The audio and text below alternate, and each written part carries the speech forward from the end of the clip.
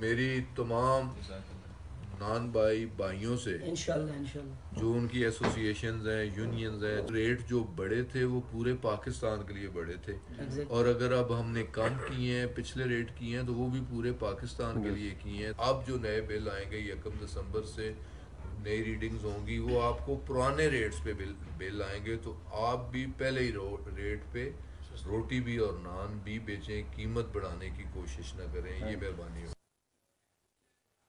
पाकिस्तान तहरीक इंसाफ हुकूमत का एक बार एक और यू टर्न, लेकिन इस बार यह यू टर्न अवामी मफाद के लिए। जी हां, हैरान ना होइएगा, यू टर्न के ऊपर वजीर आजम ने जो मौक़िफ़ जो बयान दिया उसके ऊपर तो जस्टिफाई किया यू टर्न को, लेकिन आज जो यू टर्न लिया गया है उस यू टर्न में फायदा अवाम को ही होगा और छोटा मोटा नहीं, बहुत बड़ा फायदा होगा।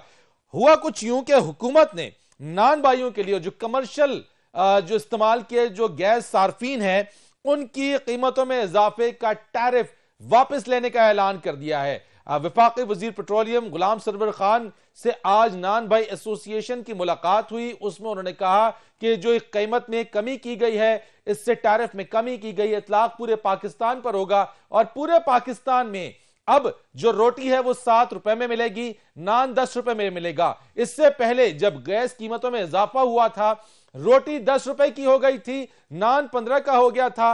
पाकिस्तान पीपुल्स पार्टी ने ने यह तनकीद की इस हुकूमत के ऊपर कि 10 की रोटी 15 का नान, यह है नया पाकिस्तान। लेकिन इस नए पाकिस्तान में हुकूमत ने लिया यू टर्न और यू टर्न के नतीजे में रोटी हो गई 7 रुपए की, नान हो जाएगा 10 रुपए का।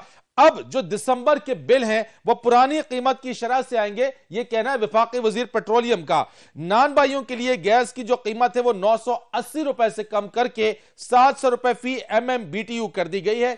एक और बड़ी जो फैसला हुआ है आज ECC इकोनॉमिक कोऑर्डिनेशन कमेटी के अंदर, वो ये कि सर्दियों में गैस की लोड शेडिंग नहीं होगी। यह एक बहुत बड़ा फैसला है, क्योंकि इससे पहले दिसंबर आते ही, सर्दियां आते ही गैस की लोड शेडिंग होती थी। अवाम खाने के लिए, चाय के लिए, नाश्ते के लिए और गर्म पानी के लिए, इन तमाम चीजों के लिए तरसते थे, अजाब में मुब्तला होते थे। लेकिन अब यह एक और फैसला हुआ है और अगर यह कहें कि गुज़िश्ता एक दिहाई में 10 सालों में यह पहली बार ऐसा हो रहा है तो गलत ना होगा। तो इस तरीके से यू टर्न लिया गया है, लेकिन अवामी मफाद में, अवाम के फायदे में, पाकिस्तान तहरीक इंसाफ की हुकूमत की जानिब से। बात करेंगे, हमारे साथ मौजूद हैं नुमाइंदा नियो न्यूज रियाज तहीम साहब। इसी पर बात करते हैं उनसे और पूछते हैं कि यह जो फैसला किया गया है वजूहात इसके पीछे क्या, और पहले बढ़ाया क्यों था और अब जो कमी की गई है वो क्या मुहर्रिकात है जिसको सोचकर हुकूमत ने इसमें कमी की है। बहुत शुक्रिया आपका रियाज साहब।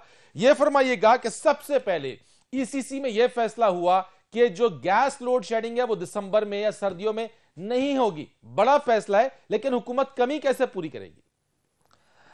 जी, गैस की शॉर्टेज जो है वो पिछले 10 से 12 साल से मुल्क में है और हर साल सर्दियों में पूरे मुल्क में गैस की किल्लत होती है और चूल्हे ठंडे पड़ जाते हैं, गैस की सप्लाई नहीं हो पाती। और ये इशू जो है वो मुल्क भर में तमाम सार्फिन को, गैस के सार्फिन को और आवाम को रहा है। इसका तदारुक आज तक नहीं किया जा सका क्योंकि हमारे मुल्क में गैस के ज़खायर तो बहुत हैं, लेकिन उसकी एक्सप्लोरेशन नहीं हो सकी। माजी की हुकूमतों में भी ये दावे किए जाते रहे हैं कि हम गैस की एक्सप्लोरेशन कर रहे हैं, लेकिन आम आदमी तक उसका ट्रिकल डाउन यानी उसका फायदा नहीं पहुंच पा रहा था। इसी वजह से ये जो है आवाम को ये मुश्किलात का सामना था कि सुबह का नाश्ते के बगैर बच्चे स्कूल जाते थे और जो नौकरी पेशा लोग हैं, मुलाजमत पेशा लोग हैं, वो भी जब जॉब्स पे जाते तो उनको भी नाश्ता नहीं मिलता था क्योंकि गैस नहीं मिलती थी। शहरों में बिलखसूस जिंदगी मफलूज होकर रह जाती थी। अब इसके पीछे 10-12 सालों में जो ये पूरा एक सीन चल रहा था, उसमें अब मौजूदा हुकूमत ने, चूंकि उनके लिए जरूरी है कि हर साल गैस की कीमतों में ओगरा जो है वो रिकमेंडेशन भेजता है, वो डिटरमाइन करता है गैस के जो खर्चे हैं, तखमीना जात हैं, नजरसानी शुदा तखमीना जात रेवेन्यू है, उनको कैलकुलेट करके गैस की कीमतों में इजाफे के लिए रिकमेंडेशन हुकूमत को भिजवाती है। ये एक मैकेनिज्म है जिसकी वजह से हर साल कीमतें बढ़ाना होती है। साबिक हुकूमत में शायद खाकान अब्बासी साहब के दौर में, जब वो पेट्रोलियम मिनिस्टर थे और बाद में प्राइम मिनिस्टर बने, उस दौर में अवाम को रिलीफ देने की बातें की गई और 3 साल तक गैस की कीमतों में इजाफा नहीं किया गया और हुकूमत इस पर सब्सिडी देती रही। दरअसल वो सब्सिडी नहीं थी। अच्छा, लेकिन इस बार जो गैस की लोड शेडिंग नहीं होगी, गैस सिस्टम में कैसे पूरी की जा रही है, मैं आपसे जानना चाहता हूं। फिर जरा आते हैं रोटी की कीमत की तरफ। बड़ा इंपॉर्टेंट एक एलिमेंट है, बहुत अहम बात है अवाम के लिए। गैस की जो शॉर्टेज है उसको पूरा इस तरह किया जाता है कि जो शॉर्टफॉल होता है उसको प्रेशर कम करके गैस का उसको लोड मैनेजमेंट की जाती है। यानी ये इस तमाम का जो सुई गैस कंपनी है उनके इख्तियार में होता है कि वो जिस शहर में जिस जगह भी चाहें वो प्रेशर कम करके उसको लोड कम कर दे और लोड मैनेजमेंट शुरू कर दे, लोड शेडिंग शुरू कर देते हैं। ये एक मैकेनिज्म। इसको लेकिन पूरा अब की बार तो लोड शेडिंग नहीं हो रही है, ये ईसीसी ने फैसला कर लिया, यानी अवाम खुश हो जाए। जी, अभी आज जो ईसीसी का इजलास हुआ है, पिछले 2 ईसीसी के इजलास में वजारत ये समरी पेश करती रही है कि जो हर साल गैस लोड मैनेजमेंट प्लान दिया जाता है उसको अप्रूव किया जाए, डेफर किया गया। असद उमर की सदारत में इस पर गौर मौखर किया गया और वजारतों को यह हिदायत की गई सख्ती से कि कोई ऐसा मुतबादल निजाम लेके आए जिससे अवाम को रिलीफ मिले और कम से कम उनको परेशानी का सामना हो। चले, यह तो बात हो गई है, यह तो बड़ी एक खुशाइन बात है कि इस सर्दियों में गैस की लोड शेडिंग नहीं होगी। बहर आसिम साहब, आपकी तरफ आता हूं जरा सा, लेकिन गुलाम सरवर साहब मेरे साथ मौजूद हैं जो कि वफाकी वज़ीर पेट्रोलियम। अस्सलाम वालेकुम सर।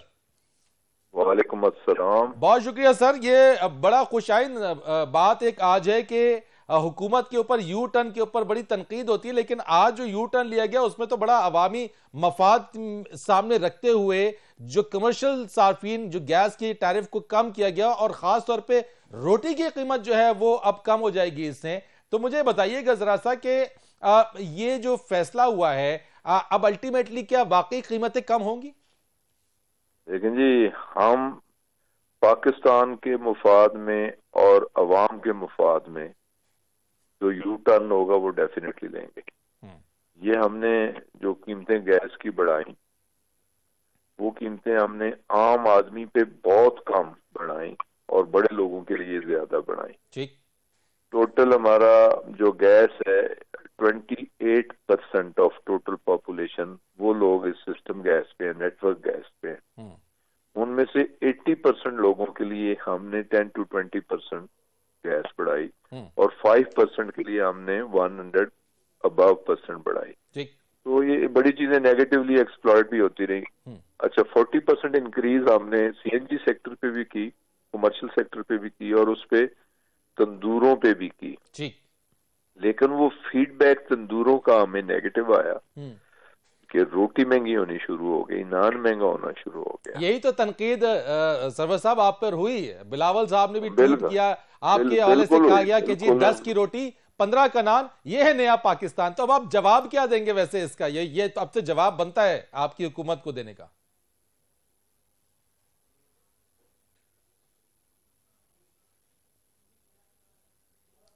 गुलाम सरवर साहब।